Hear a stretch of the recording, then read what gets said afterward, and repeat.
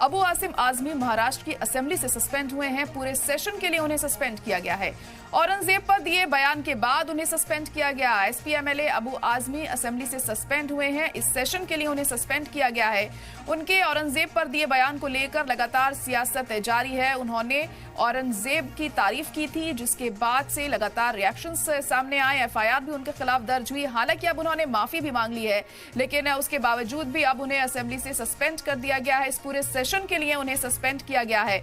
औरंगजेब पर दिए गए बयान को लेकर उन्हें सस्पेंड किया है।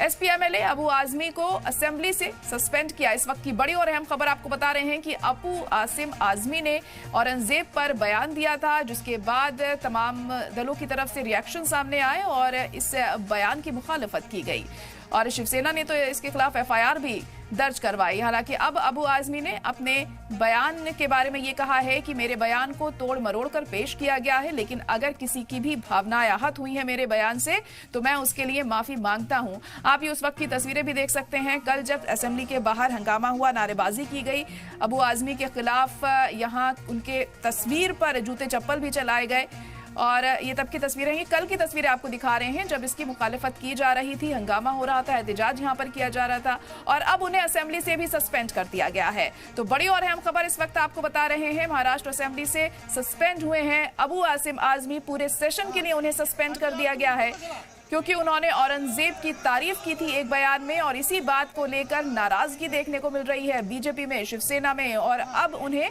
सस्पेंड किया है। फिलहाल अपने सस्पेंशन पर क्या कुछ अबू आजमी का कहना है ये अभी तक साफ नहीं हो सका है, लेकिन उन्होंने अपने बयान को लेकर ये जरूर कहा है कि मेरे बयान को गलत तरीके से पेश किया गया है और अगर इसके बावजूद भी मेरे बयान से किसी की भावनाओं को ठेस पहुंची है तो मैं इसके लिए माफी मांगता हूं। मगर अब उसके बावजूद भी उन्हें यहां से सस्पेंड कर दिया गया है। सेशन से उन्हें इस पूरे सेशन से सस्पेंड कर दिया गया है। तो बड़ी और अहम खबर इस वक्त आपको बता रहे हैं कि अबू आजमी को पूरे सेशन से किया गया है सस्पेंड। औरंगजेब पर उन्होंने बयान दिया था और हमारे नुमाइंदे अंकुर त्यागी इस वक्त फोन लाइन पर जुड़ चुके हैं। अंकुर, तो अबू आजमी को फिलहाल पूरे सेशन के लिए सस्पेंड कर दिया गया है असेंबली के, क्या अपडेट मिल पा रही है और वहां से?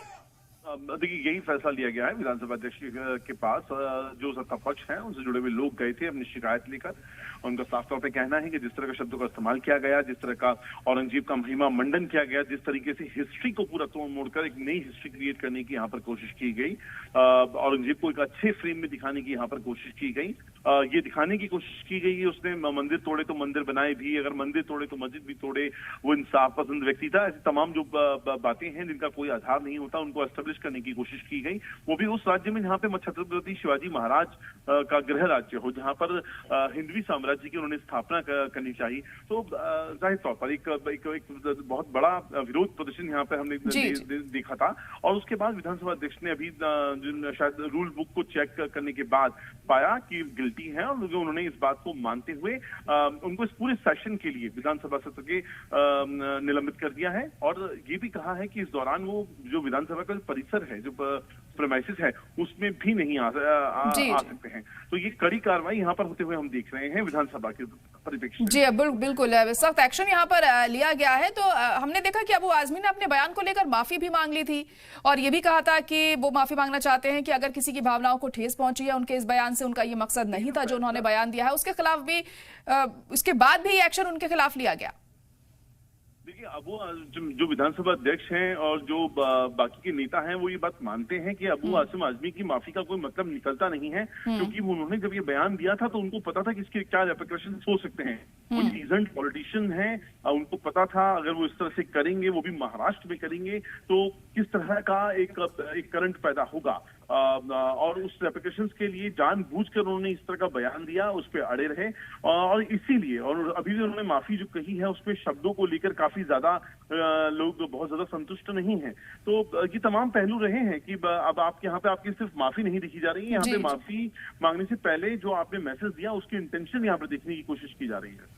जी एफआईआर भी उनके खिलाफ दर्ज हुई थी, जिसके बाद उन्होंने अपने बयान पर सफाई भी दी थी और अब उन्हें सस्पेंड भी कर दिया गया है। और कितनी दिक्कतें उनकी बढ़ सकती हैं इस बयान के बाद, क्या लग रहा है? लगातार दिक्कतें बढ़ रही हैं। एक तरफ उनके खिलाफ एफआईआर की गई है इस पूरे मामले को लेकर, वो एक चीज है। दूसरा, जो उनके बेटे हैं फरहान आजमी, हालांकि उनका इस केस से लेना देना नहीं है, लेकिन ये अजीब सा संयोग है कि वो कुछ हवा में फायरिंग करते हैं गोवा में, और उनके खिलाफ कल सुबह उनके खिलाफ भी एफआईआर हो जाती है।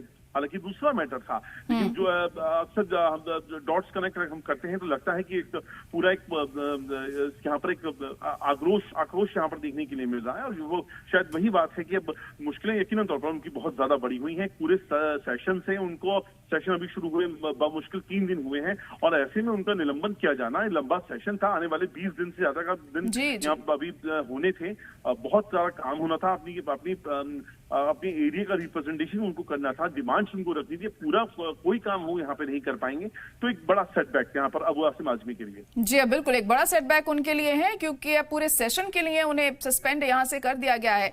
तमाम रद्द-ए-अमल भी हमने देखा पिछले दिनों सामने आए, जब उन्होंने बयान ये दिया था, इसकी मुखालफत की गई, उसके बाद अब ये एक्शन उनके खिलाफ यहाँ पर लिया गया है। लेकिन इसको लेकर सियासत भी लगातार गर्म होती जा रही है वहां पर, और इस सियासी माहौल को देखते हुए क्या लग रहा है, क्या कुछ आने वाले दिनों में हमें देखने को मिल सकता है इसके मद्देनजर?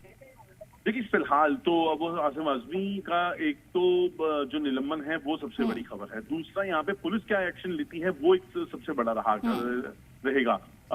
लेकिन क्या बीएमसी इलेक्शन पे इसका फायदा होगा? क्या इस तरह का बयान देकर अबू आसिम आजमी अपने जो एक वोट बैंक है उसको खुश करना चाह रहे थे, तो क्या जो मैसेजिंग देने की कोशिश कर रहे थे, क्या वो दे पाएंगे, नहीं दे पाएंगे? क्योंकि अब उनकी पार्टी यकीन तौर पर एनसीपी और कांग्रेस से अलग जाकर चुनाव लड़ रही थी, और आने वाले जो